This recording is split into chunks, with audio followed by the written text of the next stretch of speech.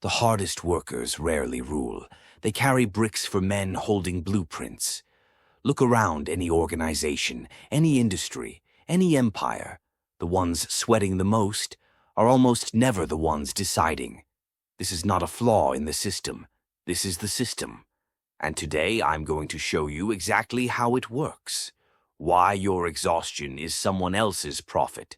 Why your reliability is quietly being used against you.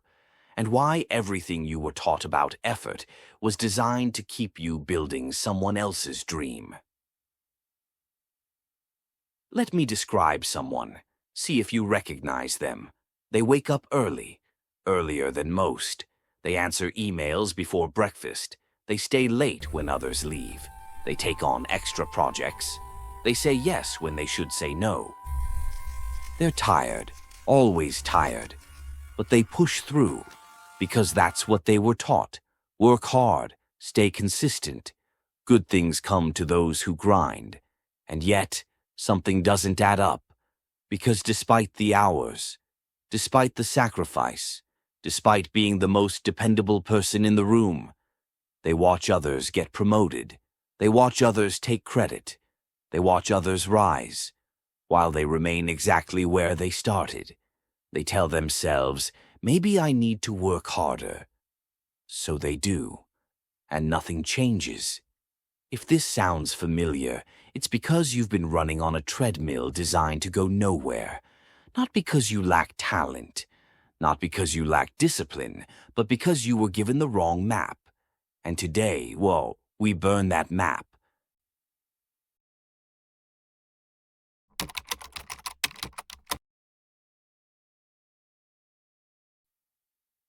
Here is the first truth no one tells you.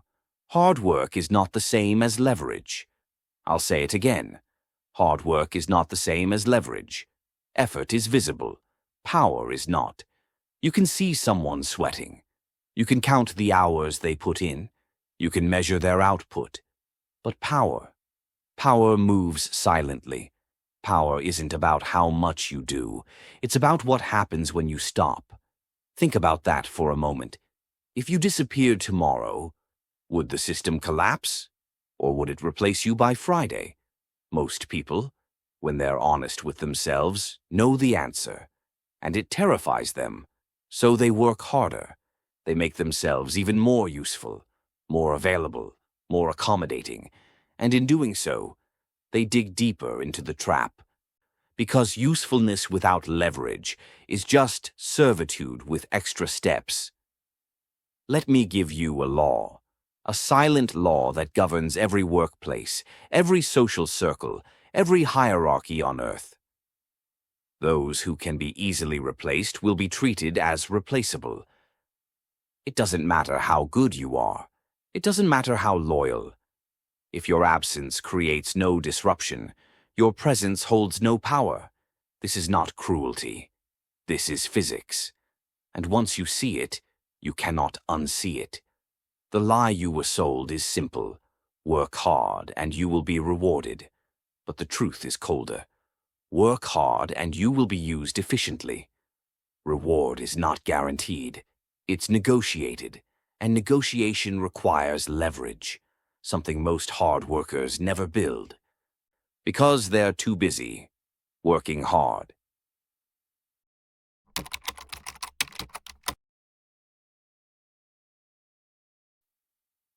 Now you might be wondering, why?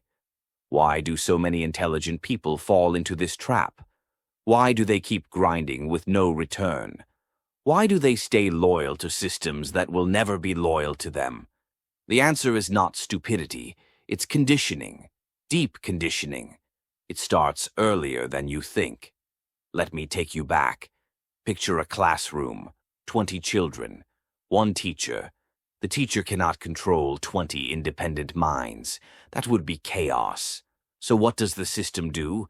It rewards obedience. Sit still. Raise your hand. Wait your turn. Follow instructions. Don't question the lesson. Don't challenge the structure. The children who obey get gold stars, good grades, praise. The children who question get labeled difficult, disruptive, problem child.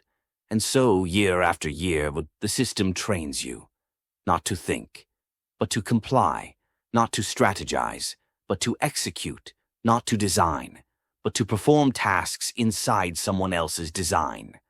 By the time you graduate, you are perfectly optimized for obedience. Now you enter the workforce, and the conditioning continues, but now it has a different name. They call it hustle culture. They call it work ethic. They call it paying your dues, and society wraps it in moral language. Hard work is noble. Struggle builds character. The grind is sacred, and so you internalize it. You start to believe that exhaustion is proof of virtue, that suffering is a prerequisite for success, that rest is laziness, that boundaries are weakness. You become proud of your burnout. You wear your sleepless nights like medals. You compete with others over who sacrificed more, and the whole time, you're being harvested. Your energy, your time, your best years, funneled into systems that see you as a line item, a resource, a cost to be optimized, not a person, a function. And when the function is no longer needed, you are thanked for your service and shown the door. This is not a conspiracy. It's an incentive structure, and you were trained from childhood not to see it. If you're still here watching this video, you're already ahead of 90% of people, so stay. There's more to uncover.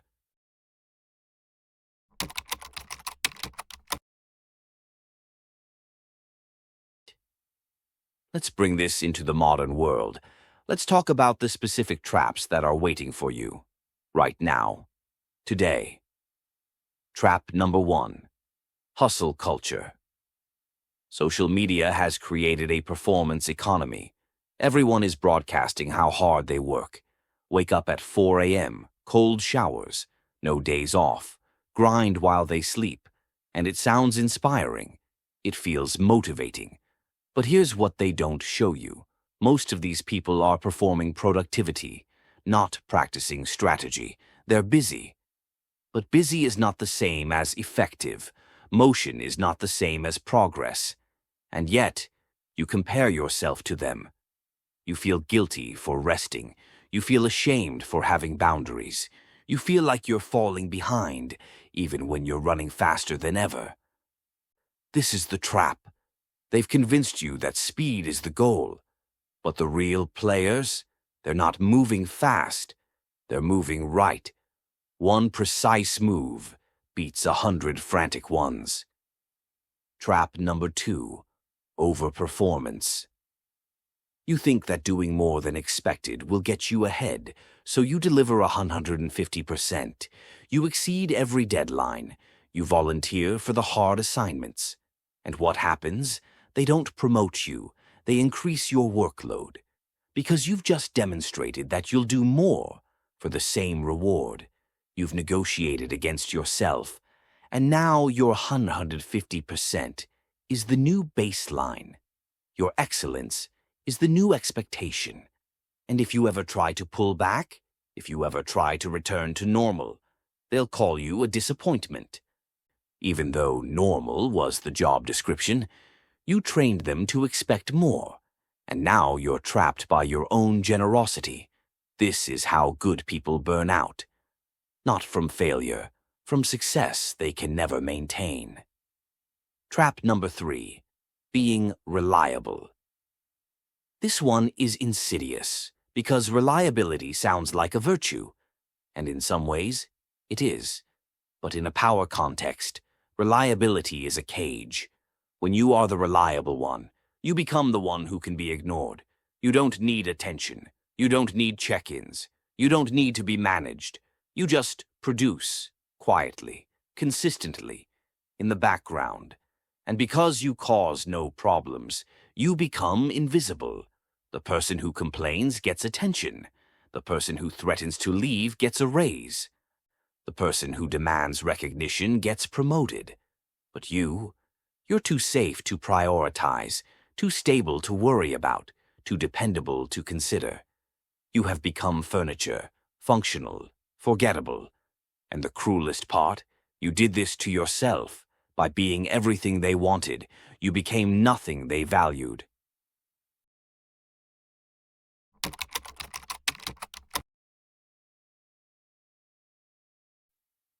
Let me tell you what this costs you, and I don't mean money, I mean something worse.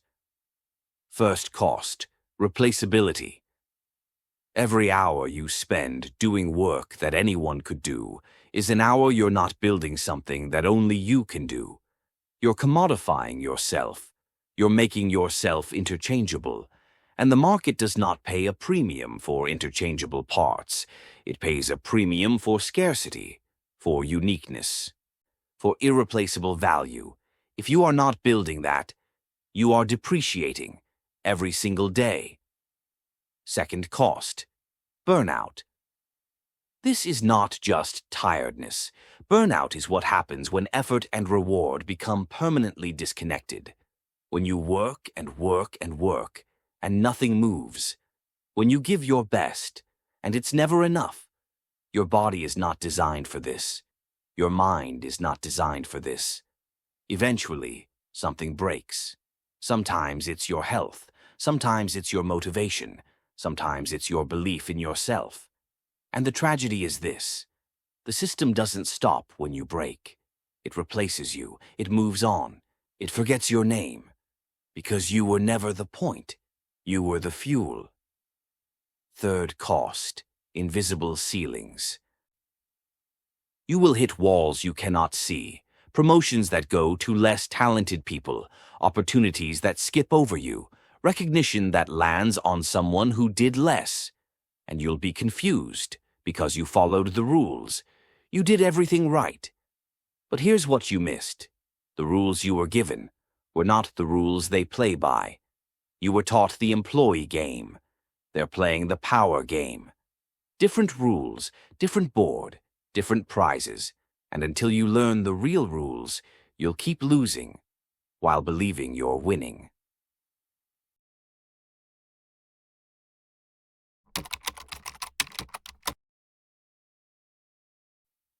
So, what's the alternative? What does the other path look like? It begins with a shift, a mental shift, from effort to leverage. Let me define leverage. Leverage is the ratio between input and output. Low leverage, you work 10 hours. You get paid for 10 hours. High leverage, you work 10 hours. You get paid for 1,000 hours. The difference? Systems, assets, scalability. The hard worker trades time for money. Hour by hour, day by day. They are the labor. The strategic worker builds things that keep working after they stop. A product, a process, a reputation, a skill set that compounds. They are the architect. One builds castles, the other carries bricks. The second shift, from execution to design. Most people are trained to execute, to follow instructions, to complete tasks, to fit into a system someone else created. But execution is the lowest level of the game. Above execution is management. Above management is strategy. Above strategy is design. The designer creates the game, the rules, the incentives. Everyone else plays inside it. If you are not the designer, you are a piece on someone else's board. You might be an important piece, a queen instead of a pawn, but you are still being moved. The shift is this. Stop asking, how can I work harder inside this system? Start asking, how can I build a system of my own? This is not about laziness.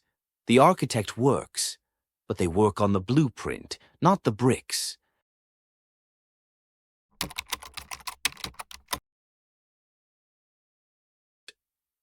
Let me show you two paths, two archetypes, two destinies. The beast of burden. This person is strong, capable, hard-working. They can carry more than anyone, and so they do. They become essential. But essential to what? To other people's visions. They are the backbone, the engine, the muscle. and they are proud of this. They believe their strength is their value. But here is the truth. Beasts of burden are not promoted. They are ridden. They are exhausted. And when they break, they are replaced, because there is always another beast, waiting for the harness. Now compare this to the architect. This person is quiet, strategic, unimpressive at first glance. They don't work the longest hours. They don't volunteer for everything. They are selectively excellent. They build leverage. They build systems. They build relationships that compound. They play the long game. While the beast of burden sprints, the architect walks slowly toward a destination they chose, and eventually, the architect is the one deciding which beasts to use and which to discard. This is not cruelty. This is clarity. The architect sees the board. The beast sees only the next brick. The question is not which one is right. The question is which one you are becoming. Right now. Every day, with every choice you make. I'll leave you with a thought. This video found you for a reason. Maybe it was the algorithm. Maybe it was chance. Or maybe something in you is ready to see this. Most people watch. Few internalize. Even fewer act. If you've made it this far, you're not most people. Consider subscribing. Not for me. For the version of yourself that is trying to wake up.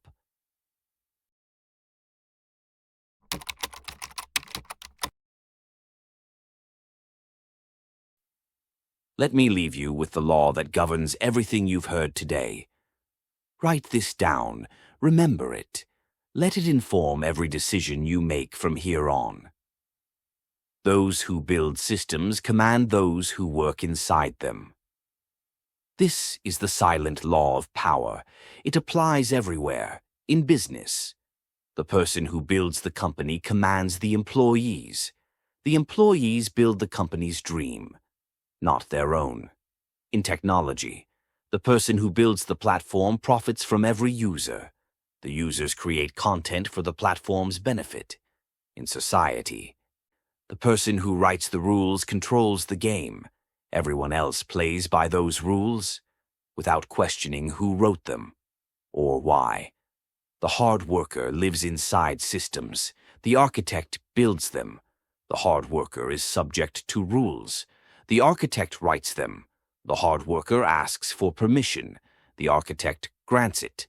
This is not about being evil. This is not about exploiting people.